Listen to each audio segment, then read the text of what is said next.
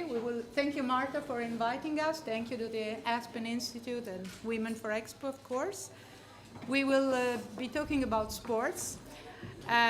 Of course, I don't need any further presentation for Mrs. Fiona May. She's a top athlete ever in track and field.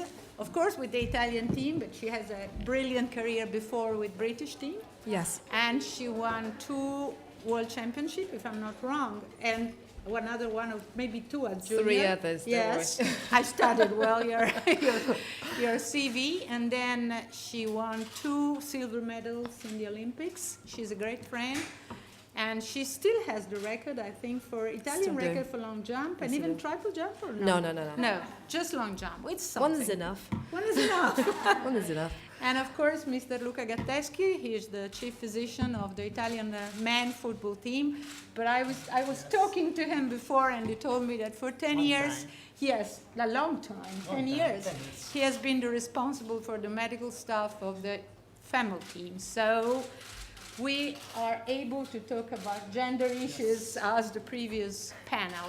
And little words about myself, why I'm conducting this panel. Not because I'm the president of a theater or a museum, as you can presume, because I was an athlete myself in alpine skiing, in winter sports. I took part in the Olympics in 1980. I didn't win anymore. I didn't win any medal, but still I was there. And on top of this, I have been organizing the Winter Olympic Games in Torino in 2006. So I have a few expertise in sports. But about the presentation, I think we can stop. Yeah, we can stop. Yes. Yeah. And we can, well, first of all, I would like to ask Luca Gatteschi, I call him Luca, of course, he's a friend, because I noticed, I was following with great interest the previous panel talking about gender issues in medicals and so on. Since he's a physician, a medical doctor, and I saw you were writing some notes about the arguments put on the stage by the speakers. So I would like to ask you, Luca, what about your feelings about the previous panel, and what are the topics that you can put together with your experience in both male and female sports after what the ladies have said before? Thanks for your presentation, and sorry for my English is not so good like Evelyn and Fiona. No. Mine is not that good, Fiona, of course, yes. I think that a lot of common points May between... we have some water, please? Yes. Possible. Thank you very much, you clever girl. Because it's very warm. Thank you very much. Thanks. There are a lot of common points in our panel and the other panel, because now sport nutrition is quite different than in the past. In the past, sport nutrition has 2 goals. The first focus was to avoid bad foods. There are a lot of foods supposed to are not good for athletes. And the second goal was to have a lot of energy. So very, very simple nutrition. Avoid a lot of foods and have energy. Now, we know that sport nutrition now is not only this. We know that there are a lot of difference between male and female athletes, but especially sport nutrition can help athletes in a different way for male and for female, because sport nutrition is not a problem of energy or amount of protein or fats or carbohydrate. Sport nutrition helps athletes to recover faster and better, decrease the inflammation response to exercise, like the other doctor says. It's important for us, for athletes, it's very important to decrease the inflammatory response to exercise, because we are able to decrease the risk of injury. So with sport nutrition, the sport nutrition not only work for fuel, for energy, but we have to work on the right timing of food intake in relationship with the kind of exercise. We have to work to help athletes to recover better and faster, to repair muscular injury, to decrease the risk of injury. So it's very complex, and there are a lot of difference between different athletes and between male and female athletes, and we have to consider. Yeah, and of course I think in different sports as Yes, well, in different because the sports. preparation Now for a skier now is sport not the nutrition same. is Well, we very- have gender in Yes. sports, let's say, but in different sports, not only gender in male and female. No, but in different sports, of but course the preparation is but different and also- nutrition for different sports. also different athletes in the same sports, because we are different. We know that we eat some foods. Foods are able to modulate gene expression, and so foods are not like fuel for a mechanical engine for a car. When we introduce a food, we have a normal response. We have a lot of response. We modulate gene expression. We have hormonal response. We increase recovery or increase inflammation or the risk of pathology. So food is something, is a very important drug, food. A drug, yes. Yes, it's a drug. It's one Yeah. of the most important. Yeah, of course. But not the nutrient, the food, because one food is more than the sum of the single nutrient we have in the food. Because one food is not only vitamin C or vitamin D, the sum is not the same. It's the connection in the food that makes the results. Sure. And it's difficult to, especially for football players. I mean, they are quite spoiled and wealthy athletes in sport. Probably is more Athletes. Yeah, athletes. Yes. Athletes. Yeah. I mean, athletes. You're joking about that term. Yeah, I of am course. joking, yes. Well, this is a point. I guess Fiona is not so keen about considering football players as athletes. What do you think about that, Fiona? It's No, more. I have- no, I am having- detect some No. perplexity in her Luca words, can, which is funny, Luca I can think. confirm that Go for on. me, please. No. As I say, Luca has explained that there are a difference in sport. There's a lot of difference in activities. I did track and field. That means I had to run and jump, which is in combination of speed and also explosive power.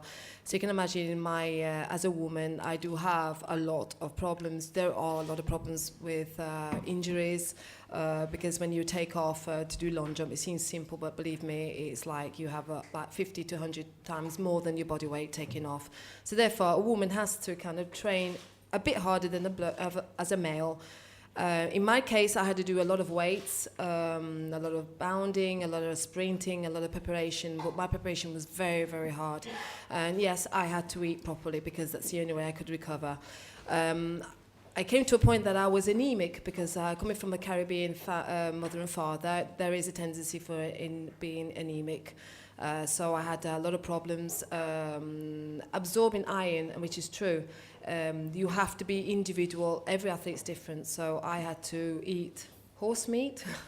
Horse meat. Yeah, believe me, I had Not to do all horse natural. blood, I hope. No, horse meat and a glass of red wine, which should go against my grain, but I had to do that because that's the only way I can absorb iron. And also I had to, and I'm good, I see you must have remembered when I had to go to Coverciano, because I couldn't take pills, which is iron pills, because it gave me a stomach upset. I had to take it from the vein. I know it sounds awful, but that's the only way I could absorb iron. So it is true. Men and women have to, especially women in sport, have to be careful because obviously I was risking trying to get a medal, a gold medal, and also risking my health because obviously I wanted to be a mother. So you had to kind of opt up the options and see what your combination and what you can eat, what you cannot eat. I'm lucky, I have to admit, because I haven't changed since I've retired 10 years ago. But the same habits of eating I still have. I don't eat as much as I do because I'm not really inactive. I'm more like working, traveling or whatever. But I think we must go on a step further, I think, outside the box now because men and women different sports are different. Like Evelina did I was not as good no, as winter, you, of yeah, course. but she was doing long distance. By far less. She was doing long distance event, which means that she needs to burn energy slowly because she needs to last. I don't. My competition lasts for 2 hours. So obviously we have to be really intelligent because I think we have to get a step further to say that some athletes need to burn energy slow, some athletes need to burn energy quicker. So I think it's a question of education, but not only in general, but also specifically, which I found in athletics really. The information is not there. And also another point I want to say is I found it really rather disappointing that unless you are a former Eastern Bloc athlete or from the East European, being an athlete and then being pregnant and having a child is very, very difficult to come back. There is still lack of information, lack of education for me when I was competing, for me to know how my body will cope. Because my body didn't cope very well with competitions and also with training. Training was very good, but in competitions it wasn't there. But I think it was all psychological as well as physical. But after my second pregnancy, I came back as I was before. So, you know, it's a question of education. It's a question of knowing how women react after pregnancy. And I think that's something that you see in some athletes and some in not. I suffered, and a lot of women actually improved. So it's not a question of it's not a question of like, you know, individual, but you have to kind of think of women after pregnancy, because men do not go through that, unfortunately.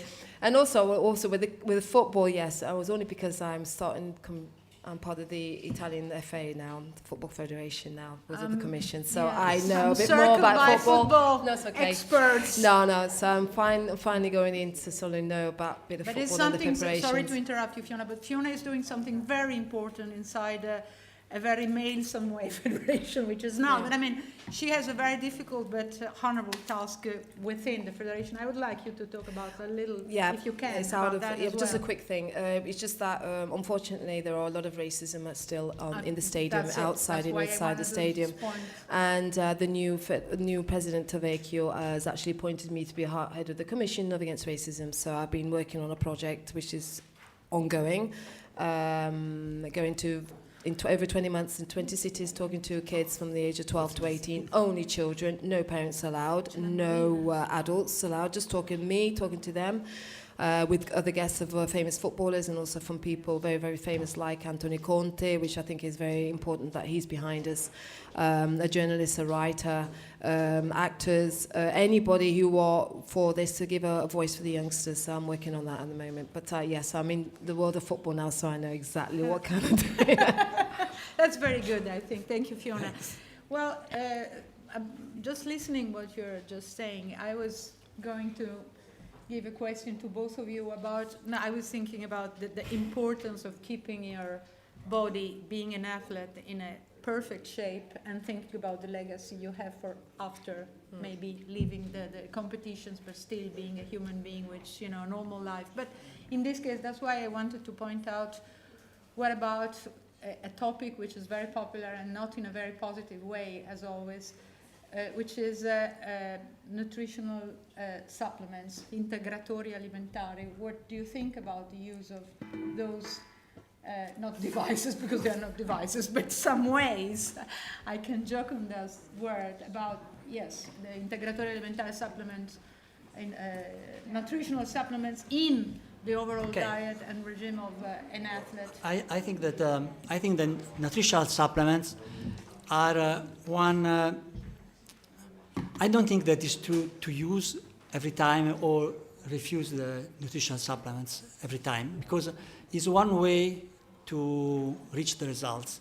The results for me is not performance. The results is to have a good nutrition in order to have an athlete in a good health status. So it depends. It depends.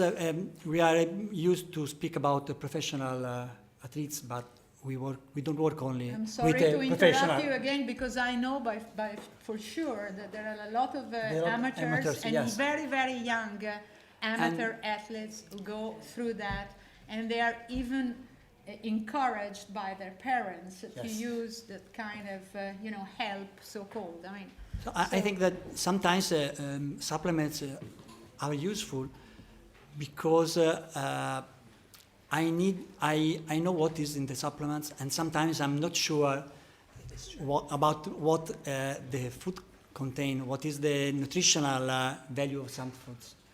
And then sometimes is also easier to have a supplement at the end of maybe when I end the training session. Immediately after the training session, we know that in order to have a better recovery, I need to have an intake of carbohydrates and protein. It depends of the kind of training.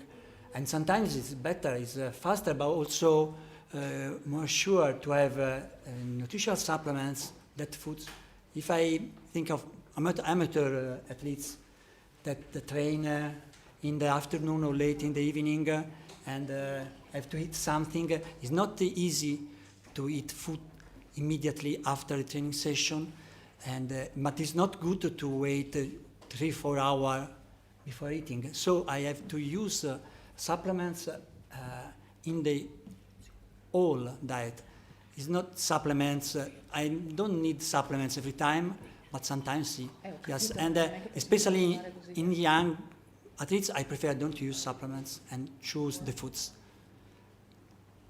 Thank you. No, I was concentrating on the air condition that was apparently stopped and out of order, but now it's working. Otherwise, we will be much shorter than the predicted time. Okay. Well, let us know, because of course we are ready to stop and not make you suffer and struggling as we are. Of course, if the air conditioning is But, not. Well, if it's only working, it's fine. the last thing. Sorry, no, I don't want you to die here. You know. No, yes, I prefer. As a physician, it would be a terrible testimonial for our meeting. The last thing, and No, after I'm sorry. we Then think- I give the floor I to think Fiona. that we usually we think about supplements, especially for mineral supplements or vitamin supplements. I prefer to use protein and carbo supplements because I need sometimes to have the perfect amount of carbo and protein. I don't like very much mineral vitamins because I prefer to use foods. But there is another problem with athletes. We don't speak about quality of food. We speak with athletes about foods, but it's difficult to speak about quality. And I think that quality instead is the most important thing for nutrition. Of course. For sports nutrition, we have to teach athletes in order to choose the right food, but not the right food in general, the right food, real food. We have to choose about quality. Yeah, of course. Fiona, what do you think about this argument? So about nutritional supplements. What about in your career, in your personal experience, and probably in the athletes you have been through with? And in my personal experience, also I had to take iron for this supplement, but apart from that, I'm not very keen on that. The only thing I actually got was actually took was multivitamins, and that was it, because I knew I had to have something extra to give me the boost to recuperate. I'm against other stuff that was taken. I'm pretty ignorant because I do it on purpose. I don't want to know exactly how these supplements work because I'm not interested. I always believed in education. There is lack of education still. Yeah. People are very quick. I think the youngsters, I've noticed, the youngsters want a quick result straight away. So obviously they're thinking, well, this guy took this guy took that. In the pharmacy, there's advertising. In the newspapers, there's advertising for supplements. There's on television, they've seen athletes. So obviously they took the shortcut and obviously want to take the supplements. But also, not only education also for the parents as well, because I think a lot of young athletes, amateur athletes who are at the beginning, get so much pressure from the parents. So obviously the parents say, oh, why do you take this? Because I've seen somebody taking that. It's pure ignorance and still. It's not their fault.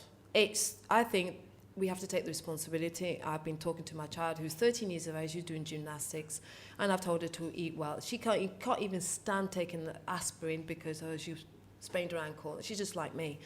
And she knows that she has to eat well. And I think you have to prove to these children that it is possible to do what you have to do. It's a question of knowing your body, and I think that's another thing as well, knowing your body, because everybody's body is different. I mean, my body is different. I can't get fat. I know I'm lucky that easily. So I know that I can eat a lot of stuff, but my teammate, she'll get fat if she starts even looking at ice cream. So you can imagine that she has to study her body.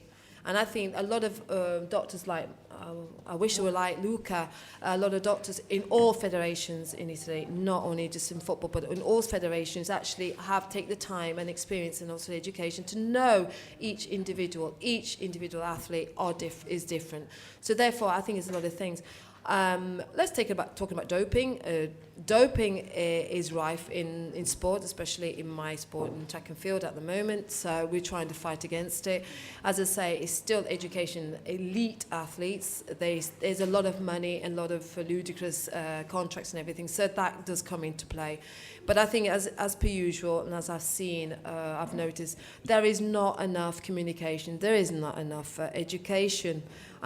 Not school education, I mean like there's nothing available for athletes to understand exactly what they're taking, because there have been cases, as Luca would confirm, there have been cases in athletes taking a supplement which they found or they heard from other athletes taking, and they do contain, even though it's not written, do contain illegal substances.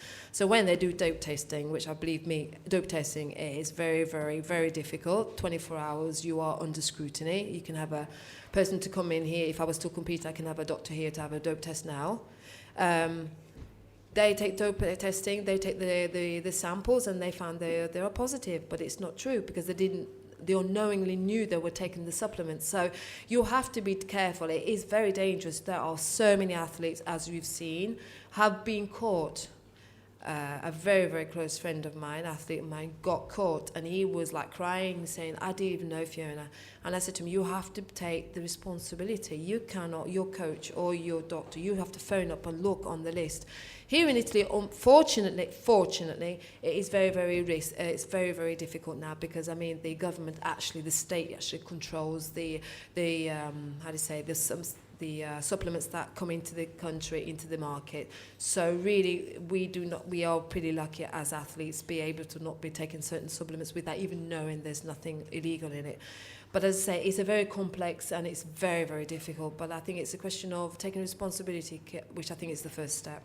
Yeah, but for an athlete, maybe now things are changing or have changed. But I remember when I was competing, it's a long time ago, but still doctors didn't say anything. I mean, we were sort of let free to, left to to be your own responsible. devices. But we were 15 years old. What do you know? I remember, that was not doping, of course, or nothing to do with supplements. But I have a roommate in the national team with me in alpine skiing, and she was a little fat. Not fat, No. but, a little overweight. And once it was very cold, we were in Bressanone, minus 20 or something like that, and we went to a bakery or a patisserie, Konditorei in German, and we had a Kaffen because we were really feeling cold and hungry as well. And suddenly our coach passed through, and he saw him. So both of us, of course, but I was thin as now, while she was not that thin. And she was on a diet, but that was all. I mean, and he was very rude to her and said, okay, you because you're supporting her, me. And you too, you're out of the team for 20 days because you have, you're not allowed to eat this. But that was all. I mean, we were punished for eating a Krafen, but nobody, not even the coach, not even the doctors were telling us anything about, nutrition, our health care. And nutrition, but it was 30 years ago, so maybe things have changed now. No doubt. But when you talk about responsibility, it's a difficult issue because there are very young people left. I'm not talking about these young amateurs supported by their parents by getting illegal. Supplements in any case. But what means responsibility for an athlete? I mean, what's the commitment of a doctor, as you are, as a physician, in order to make the athlete alert and informed and aware about what he's taking or not taking? Education, like Fiona No, says, because the a first very, is very very important. interesting issue, I think. And Yeah, I remember my own experience, so that's why I'm asking how things have hopefully changed, of course. I think that we have to speak with athletes to explain this also, both for supplement and for foods, because when we speak only about energy, nutrition is not very difficult. We can, everyone can speak about nutrition. It's easy. There are a lot of books. It's very, very easy. But when we speak about nutrition and health, it's not so easy because we have a lot of foods good for some condition that are a risk for other condition, physiological condition or pathological condition. So when I suggest a diet, I have to know what I'm doing. I have to know the foods. I have to speak to educate people. also for supplement. There are a lot of cases of athletes be positive because they buy supplements on internet or via other ways, not usual ways. We ask to the factory to certify all the product, and I use only product certified. It is important because the athletes has the responsibility. If the athlete is positive due to a supplement, it's not it makes no difference. It's positive to the doping control. Yeah, sure. It's the same. Yeah. Voluntarily or accidentally, it's the same. And so we need to speak also with the young, but not only with the young, also with the amateur, not so young, about the important, about the role of supplement and the role of foods. Yes, one time, surely, if one coach saw an athlete with a Krafen or with the ice cream, it was a very big problem. Now I use ice cream normally because every athlete is different. It's different during the season. There are a lot of difference if we speak about gender. We know the physiological difference in hormonal milieu between men and female, and female during the month. And this hormonal difference provoke different response to food. We know that due to the hormonal difference, there are a different capacity to use carbohydrates or fats. We know that female athletes have low level of testosterone. So we have to consider also about food, this difference, because they need more protein than a male athlete in some period of the year, or relationship or the kind of training. So we have to speak and to educate and explain to the athletes why I give you a food and another food to other athletes. Sure. Why I avoid one food. Okay, thanks. Now, there is another question that I would like to present to both of you. I'm taking care since, I think, at least 7-8 years of a volunteer association who is dealing with anorexia and bulimia. We heard before about obesity in the previous panel, but I was surprised by, of course, learning more about these two diseases, that in not many sports, but in some sports, namely ginnastica artistica and danza, many athletes, well, you will tell us now, you will tell me and us, what about your personal experiences, not your personal because you were anorexia or anything like that, but I mean in the field of your professional and athletic experience. But I was surprised by myself because I noticed by my experience, by what I read and the practice I had on the hospitals and not only, that especially in dancing, in athletic dance, danza ritmica, so the athletes are sort of under a psychological burden which tells them, you know, not to eat and to be as thin as possible and as small as possible and as light as possible and so on, which is a terrible damage, especially talking about the legacy of the after competition. I mean, when you start your not athletic and not competitional life. So what's your feeling about that and what you have eventually experienced? I think it's, we start with Fiona in this case.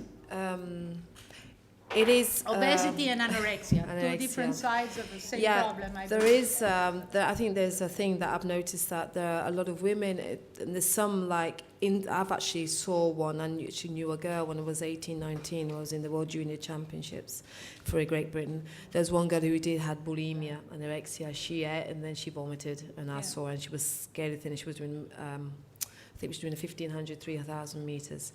There is a lot of pressure, even at a young age. I mean, we were worried for her. We were just kind of locked her out of the bathroom, unfortunately. It didn't work out, unfortunately. There is this stress. I think there is a lot of stress, but not only in sport, but also, if you know, in general, there is this image of a beautiful, sporty woman or girl who's thin, tall, whatever, not As too you. muscly. Yeah, but I was more muscular than I was. I was actually named as a man, literally. But there is this image that is being like drilled into us. I think this generation or the other generation.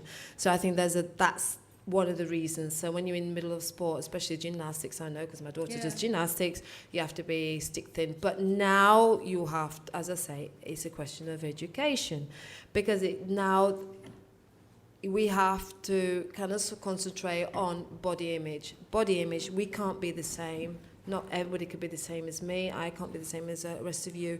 We have to kind of accept our body image and accept our pros and cons of our bodies. That is what we should do. And that's what I should do. I've seen girls and they come up to me, Fiona, I want to be thin. What am I supposed to do? That's what you are, you're not going to be thin. Be healthy. And I think that's the most important thing, being healthy, not being stick thin, because being stick thin is not necessarily healthy. I'm healthy because I eat. Before you know, maybe tomorrow morning I put another 10 kilos.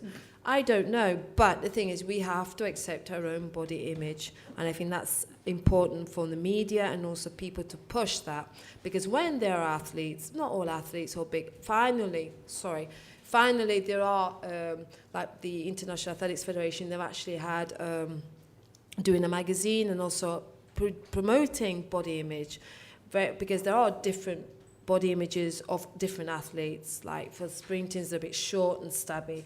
For the jumps, very, very long and tall. For the hammer, you can imagine really strong, whatever. But we need to celebrate those kind of images. There are champions, there are campionesses, as we will say. We're all the same. We're in the same boat. We are women, full stop. So I think we need to produce that, and also especially in magazines, which I'm sick and tired of looking at magazines half the time, because there is no real body image of a woman. But also, as I say, in public view as well, they look at you in a different way. So you can imagine when I wear my 10 centimeters heels with a miniskirt or whatever, and they look at me and thinking, that's not Fiona May, but it's I am Fiona May. It's just that you put me in this box and you think I'm like that. It's not the case. So you need to educate, you need to show people that our body image is right for us, not for everybody else. And I think the girls, especially young girls, maybe because I'm a mother and I've got two young girls, you have to drill it into them. You are who you are. And I think that's, because if not, it will come to the two diseases, anorexia, bulimia. Yeah. So we need to go for not the cause, not the effect. We need to see the cause, and the cause is education. As per usual, it's always education, it's always communication. That's how I see it at the moment. Yeah. Hopefully it will drill into somebody. Yeah, but from my experience, I agree that bulimia and anorexia very, very often go together. Yeah. Yes. And then they're the same part, the two sides of the same They problem. call it, yeah. And very, very often they go together. Yes, very often they go together. But in female, in gymnasts, but also in long distance runners, Yeah. there is a specific pathologic condition that is the female athlete triad, and with the amenorrhea, osteoporosis, and disordered eating. And so, if a coach or a doctor or therapist stress one athlete with latent disordered eating or borderline disordered eating, and if you have an athlete with borderline disordered eating, and we stress in order to decrease body fat, have a very, very low weight, it's possible to provoke a female athlete triad, and is not easy to solve the problem, because it's a very vicious circle. The athletes train harder in order to decrease body fat and don't eat, and there is a decrease of performance, and so the athletes train harder and decrease the intake of food. Yeah. And also there is a decrease of performance, and in order to have a better performance, but also to recover the health of athletes, we need to stop training. But the athletes doesn't accept to stop training, because they think that if they stop training, they increase body fat. And so there are athletes. It's a circle. We stop training, and the athletes go to train in other way. Yes, in the morning, late in the afternoon, go to gym, and so we have to educate not only the athletes but also the coach, the doctor, because if we stress in order to have a result that is really is not so important. We speak always about body fat. Body fat is not so important for athletes because the primary importance is muscle. It's muscle that move the body. Only in a few sports it's very important to have a very, very low percentage cycling. I know, cycling, they're as yes, thin as that, they don't have cycling, fat even in cycling, the neck. others They are forbidden to have fat yes, in but the also, neck. also, I know that for sure. Also for cyclists, they need to have a very, very good muscle and a very high percentage of muscle because are muscles that move, that create the strength, the force to go on the bicycle. So if I decrease body fat, by I decrease muscle too, I have a decrease in performance. So especially in sports like football or basketball or volleyball, in team sport, it's not so important to decrease body fat. It's important to have the right percentage of fat. So if you were my doctor 30 years ago, you would allow me to eat the Krafen. That's the conclusion. Without throwing it out. But I didn't throw it out. The last thing, I think that there is no wrong food or bad food every time. There is a time for every food. Sure. The important is the right time and the right amount. Yeah. So it's not a problem. It's a problem Krafen immediately before a match. That bloody Krafen. It's not a problem immediately before, after the match. And so it's different. Or Sure. very far from... It was so cold, you know, minus 20. We needed that Krafen for sure. You know that. Yeah. Well, I know that most of you have to leave at 5 because you have a bus connecting to Milano, so I don't want to be too long, of course. And then I eventually leave the floor to some of you if there is any question to our panelists. If there is any question to our doctor and to our Marta. You are an athlete, Marta. You have a question for us. Marta was a great tennis champion and a golf champion. We met on a golf course 30 years ago. No, if not, I don't know. If there is any question, we are here for you. Otherwise, I have one further question for you both. But yeah. You're not that keen on sports? Yes, you. Good. Break the ice. Break the ice. No, thank you for your very interesting interventions. Just something, because I was once an athlete, but very low level, a volleyball player. And I have to say, you tackled a question that it's really intriguing, because when I played, the first enemy I had was myself, because I remember myself playing, even with pain and taking meds sometime, anti-inflammatory, nothing serious, but I did. Yeah. Low level, yeah. But I did. Everyone does. And pushing, yourself at a very low level, it was... it's always pushing yourself. But compared to your level, pushing yourself. So, and rightly, you talked a lot about education, because in the end, it really goes there. But my question was, what about rules? Because... what about? Rules. Rules. Okay. Because you have, bottom-up, let's say, education, but you also need rules to reinforce education and to spread a message. So I was wondering, what are federations doing in different sports, if they're doing anything? Well, you both belong to a federation, so who better than you for answering that question? But I'm in Coney, so the federation also. Probably because there are rules. There's like a universal rule. You don't cheat, end of. But there are rules that you have to go to. When you take in medicine, you have to talk to the doctor. I'm sure that's the same thing over in Coney, in other countries as well. There are rules. There are unspoken rules. Campaigns, it depends on the federation. As I say, the federation don't really do much about it. But I'm part of the Olympic Committee, Italian Olympic Committee. They are pushing a lot for making sure that there's a guideline, what you can do, what you cannot do. There's like a helpline. They have it's just a question of getting to the athletes to know exactly what to do. There are rules, though. There have always been rules. It's always been there. It's a written thing that it's unwritten, but it's there. There are rules. It's just a question of the federation, you know, with the FA. But I think, you know, you can't. Everybody, I mean, I take painkillers as well when my Achilles were killing me. I take painkillers, yeah, we push yourself to the limit. But there are rules and rules. Like we're talking about doping here. You know, there are rules. There is, like, it's written literally, and everybody on this planet knows those rules. You do not cheat. That is the rule. But, like, the federation do push it. The doctors do push it, but I don't think it's enough. It's a bit more sublime now, the whole situation now. Because in sport, it's become really big. You're getting more money, you're getting more famous. So there is pressure from that as well. I mean, some people like me, I think I was the worst person on the earth. I think I don't give a toss if I'm on the television, but I just want to win that gold medal and off, and I want to go back home. But that's just me. But like 9 out of 10 people, especially women, they want to be like money, sponsors, rich, everything, and they have that pressure.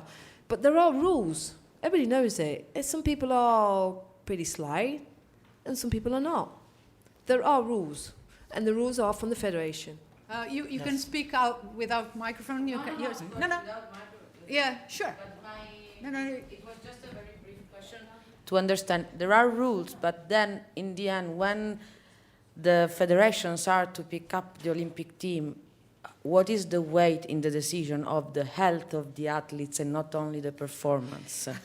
Well, that's what I mean. There is a big difference because the federation that I know want to get more medals as possible in Rio, but they said we want to be clean athletes, and with that, it is a fine line. As I said, it's sublime now. It's sublime. Kony's doing control. They have to be. Every single federation, especially the IOC or the international, every single country has to go and follow and be with WADA.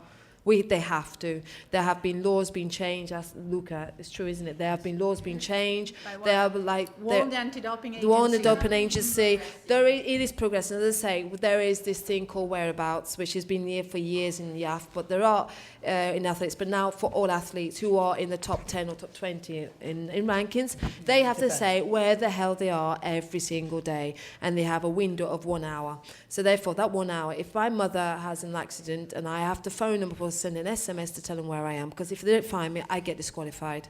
One warning. The second happened, and then the third, you're disqualified. Even if you don't, even you've been tested and you're clean, but you have to be. So there have been rules. There are rules. It's just a question that people do. Yeah.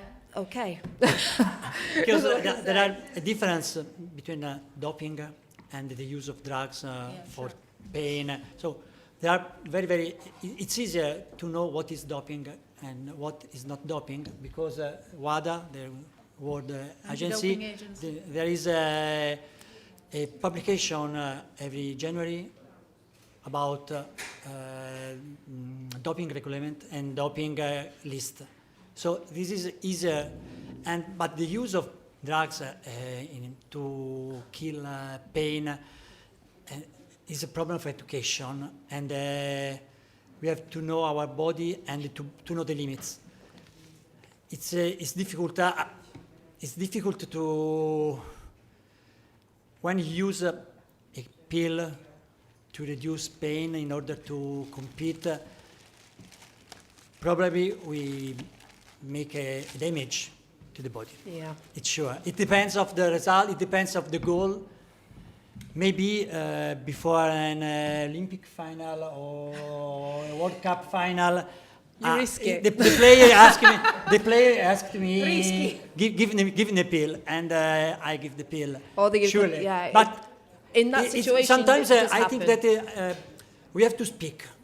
I have to explain the risk and the advantage, and it's possible to decide also together. But I have to explain, not to give the pill and stay. So thank you, Luca. Let's go for the last question because I think our time is over. Yeah, please. More than a question is a consideration. We are discussing about the nutrition in sports. So we are talking about somebody who is professional on this point. So it is probably some of the best experts about food and nutrition and some of the best body in the world. But then I want to point out a problem that is much completely under control, which is the nutrition for the common people. Nutrition for common people. Okay, sorry. So now it seems that the nutrition is something that everybody can get absolutely easily in every shop, and then we get pills to become extremely muscular. E-commerce, you get everything you want. Everything you want. So I would like to invite some athletes who are public people and basically hero of the young people who follow the sports to be extremely clear. You are our hero.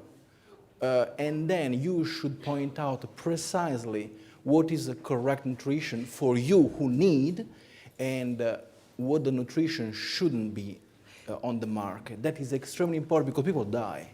Of course, and that's what hopefully I'm working on as well, because that's what we've done. Like Ferrero has been trying to do that as well for youngsters. One of the most popular TV spots were made by her and the I did an advert to show them that I'm a mother, I'm an athlete, I'm a woman, and I still eat sane. There are, but as I say, the advertising companies, television, media is so wide and so vast, it's very difficult for one person like me or 10, 100 others of us athletes. People listen to us and tell them that we do live in that, in a normal way as other normal people, but not athletes. We have been trying. They are trying. It's true. It's too damn easy to find something like whey and all this stuff. And I'm like, going to a shop. I can go to a shop with my daughter, and there's a whole gamut of those stuff, and I'm thinking, God, I could be crazy. I can buy all this stuff and just be trying to be muscular. I know, but it's not how we're trying to educate the youngsters. We're trying, as being athletes, there's not just me, there's other athletes, especially with Ferrero. We've been trying to say nutrition. Also, us past athletes now, we have young children. We're trying to push them to say that, look, we are normal people. We have children who eat normally. That's what they've been trying to push. But as I say, the companies are, people who are producing these things, are pretty sly. We have to be really strong with them because there's too many of them, and I know what you're talking about. It's true, and too many people are dying. But we need to kind of concentrate on that to show the example, and also concentrate on ourselves to show them that healthy living. I've been doing that for the past 10 years now, showing and talking to youngsters, saying healthy living exists. So it does exist. Us fighting for it. It just seems so small, I know, but it's a big battle. Well, thank you very much. Excuse me, only one. I don't think that nutrition for common people it's so easy. But when we speak about nutrition and common people, we have to speak also about physical exercise, because we know that nutrition and physical exercise go together. And we know that lack of physical exercise, physical activity, and bad nutrition actually are the fourth leading risk for global death for non-communicable disease. So when we speak about normal people, we have to consider that normal people actually are not normal people, because people that are non-active is not normal people, because we are born to be active, not to be inactive. So we have to speak about maybe a pathology. So nutrition and physical exercise together. Thank you very much. Thank you, Marta, for inviting us. Thank you. And have a nice evening. Thank you.